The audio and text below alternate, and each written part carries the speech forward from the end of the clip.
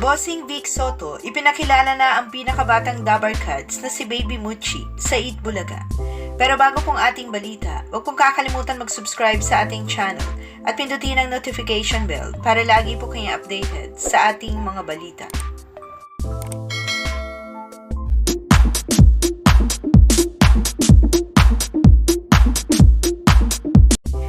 Ngayong araw, Webes, January 25, sa episode ng Eat Bulaga sa TV5, ay ipinakilala ni Bossing Vic Soto sa mga Dabar Cats ang bagong miyembro ng kanyang pamilya. Dito ay binahagi ni Bossing Vic Soto ang ilang larawan ni Thea Marceline or Baby Muchi. Ipinakilala din ng bitiranong komedyante si Baby Muchi bilang pinakabatang Dabar Cats. Saad nito, yan po ang ating bunsong Dabar Cats.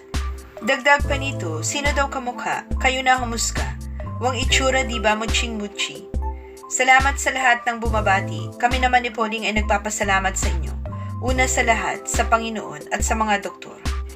Samantala, ibinahagi rin ni Pauline Luna sa kanyang social media account ang pagdalaw ng mga ate ni Baby Muchi na sina Danica, Paulina at Tali.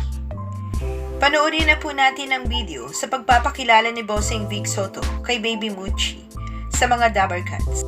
Ano kasi, sino ang kamukha? Kaya nga kayo na humusga. Sino ang kamukha? Mochi! Mochi! Ay, tsura, di ba? Mochi! Alam mo lang, buhok na kakaingit. Kami na magag kay Celestian. Okay, yan po ang ating bunsong Dabar Cats. Si Bunso. Thank you.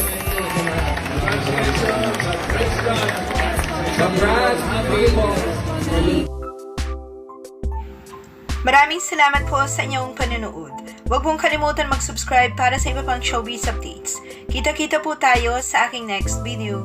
Thank you.